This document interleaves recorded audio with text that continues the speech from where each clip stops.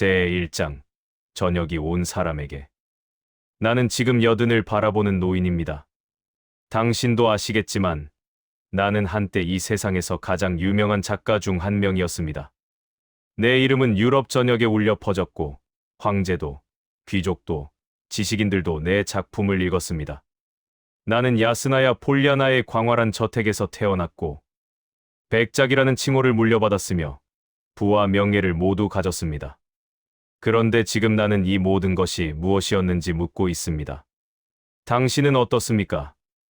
당신도 인생의 오후를 지나 저녁 무렵에 서 있지 않습니까? 아침의 열망도, 한낮의 분주함도 이제 잦아들고 문득 조용해진 방 안에서 스스로에게 묻게 되지 않습니까? 나는 무엇을 위해 살아왔는가? 나는 무엇으로 살아왔는가? 나는 오늘 당신에게 설교를 하려는 것이 아닙니다. 나는 다만 내가 살아온 이야기를 하려 합니다. 내가 무엇을 보았고, 무엇을 느꼈으며, 무엇을 깨달았는지를. 그것이 당신에게 작은 위로가 될지, 아니면 또 다른 질문이 될지는 모르겠습니다. 하지만 나는 말해야겠다고 느낍니다. 이 말을 하지 않으면 나는 이 세상을 떠날 수 없을 것 같습니다. 사람은 무엇으로 사는가? 이것은 내가 평생 붙들고 싸워온 질문입니다. 젊은 시절에는 이 질문이 우스꽝스럽게 느껴졌습니다. 사람은 당연히 욕망으로 산다고 생각했습니다. 명예로, 쾌락으로, 사랑으로, 승리로 산다고 믿었습니다. 그러나 나이가 들수록 그 모든 것이 하나씩 무너져 내렸습니다.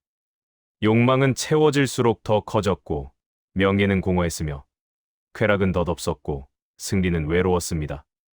그렇다면 사람은 무엇으로 사는가? 이 질문에 답하기 위해 나는 이제 내 인생을 천천히 되짚어보려 합니다. 당신과 함께. 제2장 귀족의 아들, 허무의 시작. 나는 1828년 러시아의 귀족 가문에서 태어났습니다. 어머니는 내가 2살도 되기 전에 세상을 떠났습니다. 나는 어머니의 얼굴을 기억하지 못합니다. 다만 그녀의 부재만을 기억합니다. 아버지도 내가 9살 때 돌아가셨습니다. 어린 시절에 나는 사랑받았지만 동시에 깊은 상실 속에서 자랐습니다. 귀족이라는 신분은 나에게 모든 것을 주었습니다. 교육도, 자유도, 땅도, 하인도. 나는 원하는 것을 가질 수 있었습니다. 하지만 그것은 동시에 나에게서 무언가를 앗아갔습니다. 그것은 필요였습니다. 나는 아무것도 필요로 하지 않았습니다. 그래서 나는 아무것도 간절히 원하지 못했습니다. 젊은 시절 나는 방탕했습니다. 도박을 했고 술을 마셨으며 여자들을 탐했습니다. 나는 쾌락이 삶의 의미라고 믿었습니다. 하지만 쾌락은 순간이었고 그 순간이 지나가면 더 큰 공허가 찾아왔습니다. 나는 채워지지 않는 갈증을 느꼈습니다. 그래서 나는 전쟁터로 갔습니다. 카프카스로, 세바스토폴로. 나는 용기를 증명하고 싶었고 명예를 얻고 싶었으며 무엇보다 살아있음을 느끼고 싶었습니다. 전쟁터에서 나는 죽음을 보았습니다. 친구가 내 옆에서 쓰러졌고 포탄이 내 머리 위를 스쳐갔으며 피가 땅을 적셨습니다. 그런데 이상한 일이었습니다. 죽음 앞에서 나는 살아있음을 느꼈습니다. 심장이 뛰었고 피가 끓었으며 모든 감각이 살아났습니다. 하지만 전쟁이 끝나고 다시 일상으로 돌아왔을 때 그 살아있음은 다시 사라졌습니다. 나는 글을 쓰기 시작했습니다. 유년 시절, 소년 시절, 청년 시절을 썼고 사람들은 열광했습니다. 나는 26의 나이에 러시아 문단의 총화가 되었습니다. 상트페테르부르크의 문인들은 나를 환대했고 여자들은 나를 흠모했으며 비평가들은 나를 칭송했습니다. 그러나 나는 행복하지 않았습니다. 왜일까요? 나는 모든 것을 가졌는데 왜 행복하지 않았을까요? 당신도 그런 적이 있지 않습니까? 당신이 원하던 것을 마침내 손에 넣었는데 그것이 당신이 기대했던 것이 아니었던 순간, 승진을 했는데 공허했던 날, 오랜 목표를 이루었는데 기쁨이 하루도 가지 않았던 순간, 사람들이 당신을 칭찬했는데 그 칭찬이 당신의 내면과는 아무 상관이 없다고 느꼈던 순간, 나는 그때 깨달았습니다. 사람은 성취로 살지 않는다는 것을. 그렇다면 무엇으로 사는가? 제3장 사랑이라는 이름의 구원. 34살 되던 해 나는 결혼을 했습니다. 소피아 안드레예브나. 그녀는 나보다 16살 어렸고 의사의 딸이었으며 맑은 눈을 가진 소녀였습니다. 나는 그녀를 사랑했습니다. 아니, 사랑한다고 믿었습니다.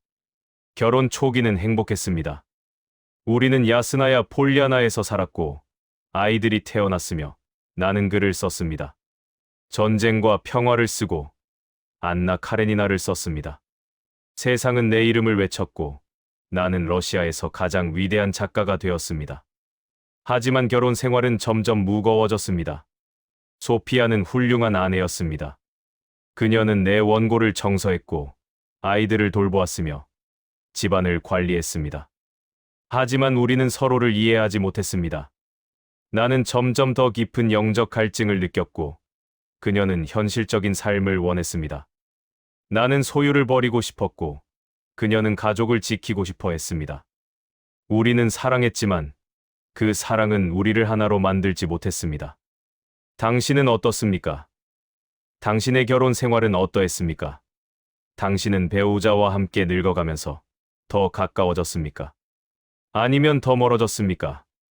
사랑은 시간이 지나면서 익숙함이 되었고, 익숙함은 무관심이 되었으며, 무관심은 외로움이 되지 않았습니까? 나는 아내를 원망하지 않습니다. 그녀도 나를 원망할 권리가 있습니다. 우리는 각자의 방식으로 최선을 다했습니다. 하지만 우리는 다른 언어를 말했고, 다른 신을 섬겼으며, 다른 꿈을 꾸었습니다.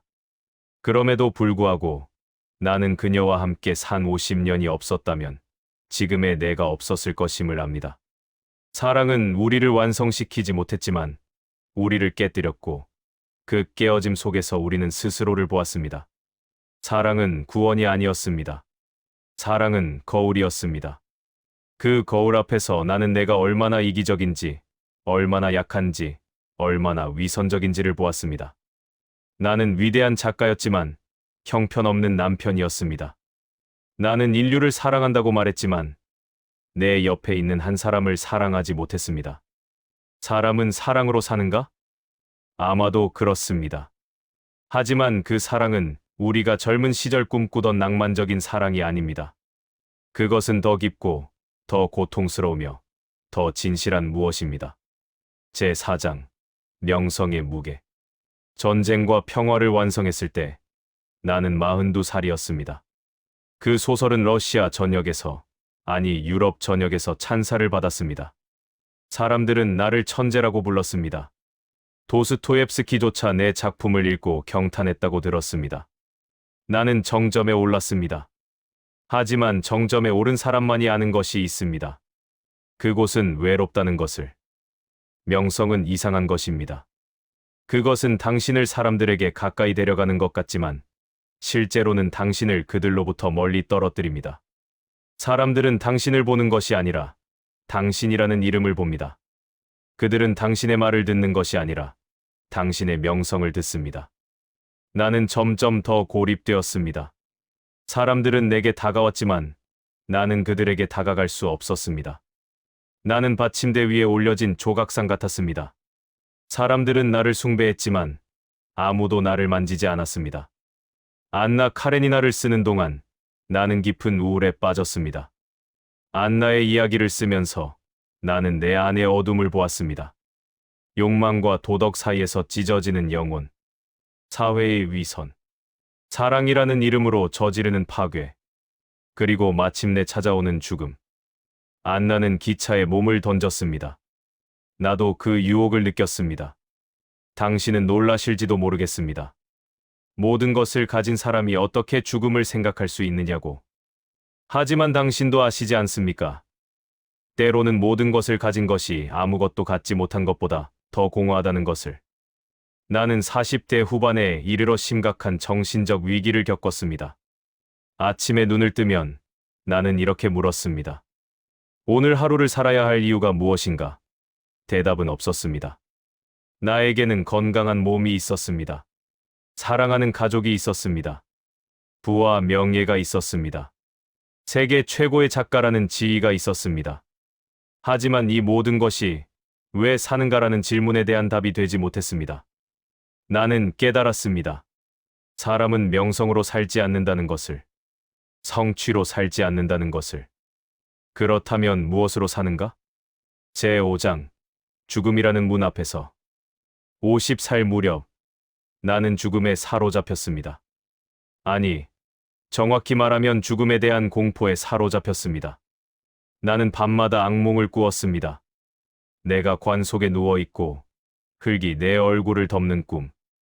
모든 것이 끝나고 영원한 어둠 속에 홀로 남겨지는 꿈. 죽음은 추상적인 개념이 아니었습니다. 그것은 구체적인 현실이었습니다. 나는 언젠가 죽을 것입니다. 내가 쓴 모든 책도, 내가 이룬 모든 것도, 내가 사랑한 모든 사람도 나와 함께 사라질 것입니다. 아니, 정확히는 그들은 남고 나만 사라질 것입니다. 나는 잊힐 것입니다. 이 깨달음은 나를 무너뜨렸습니다. 나는 왜 사는가? 어차피 죽을 것인데. 나는 왜 쓰는가? 어차피 잊힐 것인데. 나는 왜 사랑하는가? 어차피 떠날 것인데. 이 질문들은 칼처럼 날카로웠습니다. 나는 답을 찾기 위해 책을 읽었습니다. 철학자들의 말을 들었습니다. 슈로펜하우어는 말했습니다. 삶은 고통이다. 그는 옳았습니다. 하지만 그것만으로는 충분하지 않았습니다. 나는 과학자들에게 물었습니다. 그들은 말했습니다. 우주는 무한하고 인간은 먼지와 같다. 그들도 옳았습니다. 하지만 그것은 나를 더욱 절망하게 만들었습니다. 나는 교회로 갔습니다. 하지만 교회의 의식은 공허했습니다. 성직자들은 교리를 말했지만 그들의 삶은 그 교리와 달랐습니다. 그들은 사랑을 설교했지만 증오했고, 겸손을 말했지만 교만했으며, 가난을 찬양했지만 불을 탐했습니다. 나는 막다른 골목에 서 있었습니다. 그때 나는 한 가지 사실을 발견했습니다. 나와 같은 계급의 사람들, 교육받은 귀족들, 지식인들은 모두 죽음 앞에서 절망했다는 것을. 그들은 자살하거나 술에 빠지거나 쾌락에 몸을 던지거나 아니면 그저 의미 없는 일상을 반복하며 죽음을 잊으려 했습니다. 하지만 농민들은 달랐습니다. 내 영지에서 일하는 농민들, 이름 없는 사람들, 교육받지 못한 사람들. 그들도 죽음을 알았습니다. 그들은 나보다 더 일찍, 더 자주 죽음을 목격했습니다. 그들의 아이들은 어린 나이에 죽었고, 그들의 부모는 힘든 노동 끝에 죽었으며, 그들 자신도 머지않아 죽을 것을 알았습니다. 그런데 그들은 살았습니다. 절망하지 않고 살았습니다. 왜일까요? 제6장, 농민들에게서 배운 것. 나는 농민들 사이에 섞여 살기 시작했습니다. 처음에는 이상하게 여겨졌습니다. 백작이 농민처럼 일하다니. 사람들은 수군거렸습니다. 내 가족도 이해하지 못했습니다. 하지만 나는 그들과 함께 밭을 갈고 곡식을 베고 땀을 흘렸습니다. 그리고 나는 보았습니다. 그들은 가진 것이 없었습니다. 땅도, 돈도, 명예도 없었습니다. 대부분은 글자조차 몰랐습니다. 그들의 삶은 혹독했습니다. 겨울은 추웠고 여름은 더웠으며 추수가 부족하면 굶었습니다. 하지만 그들은 살았습니다. 그들은 웃었고 노래했으며 사랑했습니다. 그들은 아이를 낳고 키우고 늙고 죽었습니다. 그리고 그들은 이 모든 과정을 담담히 받아들였습니다. 왜 그들은 절망하지 않았을까요? 나는 한 노인을 만났습니다. 그의 이름은 기억나지 않습니다. 그는 70이 넘었고 허리가 굽었으며 손은 거칠었습니다. 나는 그에게 물었습니다. 어르신, 두렵지 않습니까? 죽음이 두렵지 않습니까? 그는 나를 보며 웃었습니다. 입 빠진 웃음이었습니다. 그리고 말했습니다. 주인님, 왜 두려워해야 합니까? 나는 내 일을 했습니다. 땅을 갈았고 아이들을 키웠고 하느님께 기도했습니다. 이제 쉴 때가 되었을 뿐입니다. 그 순간 나는 무언가를 보았습니다. 그는 자신의 삶을 의미 있게 만들려고 애쓰지 않았습니다. 그는 그저 살았습니다. 그는 자신의 역할을 다했고 그것으로 충분했습니다. 그는 영혼을 위해 살지 않았습니다. 그는 오늘을 위해 살았습니다. 나는 깨달았습니다. 나의 고통은 나의 교육에서 왔다는 것을. 나는 너무 많이 알았습니다. 너무 많이 생각했습니다. 너무 많이 분석했습니다. 나는 삶의 의미를 찾으려 했고, 그래서 삶 자체를 놓쳤습니다. 농민들은 철학을 모릅니다. 그들은 의미를 묻지 않습니다. 그들은 그저 삽니다. 그리고 그들의 삶 속에, 단순한 일상 속에 의미가 있습니다. 그들은 빵을 만듭니다. 그 빵은 자식을 먹입니다. 자식은 자랍니다. 그리고 다시 빵을 만듭니다. 이것이 전부입니다. 하지만 이것으로 충분합니다. 사람은 거창한 의미로 살지 않습니다. 사람은 작은 의무로 삽니다. 제7장 신앙이라는 이름의 빛. 나는 신을 찾기 시작했습니다. 아니, 정확히는 신앙을 찾기 시작했습니다. 나는 이미 신을 알고 있었습니다. 나는 정교회 신자로 태어났고 세례를 받았으며 교리를 배웠습니다. 하지만 그것은 머리의 지식이었지 가슴의 확신이 아니었습니다. 나는 복음서를 다시 읽었습니다. 이번에는 신학자로서가 아니라 굶주린 사람으로서 읽었습니다. 그리고 나는 예수의 말씀 속에서 빛을 보았습니다. 원수를 사랑하라. 오른뺨을 치거든 왼뺨을 돌려대라. 재판하지 말라. 가진 것을 팔아 가난한 자에게 주라. 이 말씀들은 간단했습니다. 어린아이도 이해할 수 있는 말씀이었습니다. 하지만 실천하기는 무척 어려웠습니다. 아니, 거의 불가능했습니다. 나는 교회와 결별했습니다. 교회는 나를 파문했습니다. 그들은 내가 이단이라고 말했습니다. 하지만 나는 개의치 않았습니다. 나는 제도로서의 교회가 아니라 그리스도의 가르침 자체를 따르고 싶었습니다. 나는 내 재산을 가족에게 넘기려 했습니다. 나는 더 이상 소유하고 싶지 않았습니다. 하지만 소피아는 거부했습니다. 우리는 싸웠습니다. 격렬하게 싸웠습니다. 그녀는 내가 가족을 버린다고 말했고, 나는 그녀가 물질에 집착한다고 비난했습니다. 우리는 둘 다 옳았고, 둘 다 틀렸습니다. 신앙은 나를 자유롭게 하는 동시에 고립시켰습니다. 나는 더 이상 귀족들과 어울릴 수 없었습니다. 그들의 대화는 공허했고, 그들의 가치는 텅 비어 있었습니다. 하지만 나는 농민도 아니었습니다. 나는 그들처럼 순수하게 믿을 수 없었습니다. 나는 여전히 의심했고, 질문했으며, 고민했습니다. 나는 중간 어딘가에 있었습니다. 혼자. 당신도 그런 적이 있지 않습니까? 더 이상 옛 삶으로 돌아갈 수 없지만, 새 삶으로 완전히 들어가지도 못한 순간. 당신은 변했지만, 세상은 변하지 않았고, 그래서 당신은 어디에도 속하지 못하는 느낌. 하지만 나는 포기하지 않았습니다. 나는 계속 걸었습니다. 비틀거리며, 넘어지며, 다시 일어나며. 신앙은 안락한 것이 아니었습니다. 신앙은 싸움이었습니다. 매일 아침 나는 스스로와 싸워야 했습니다. 내 이기심과, 내 교만과, 내 위선과. 그리고 매일 저녁 나는 실패했음을 고백해야 했습니다. 하지만 그 실패 속에서 나는 은혜를 배웠습니다.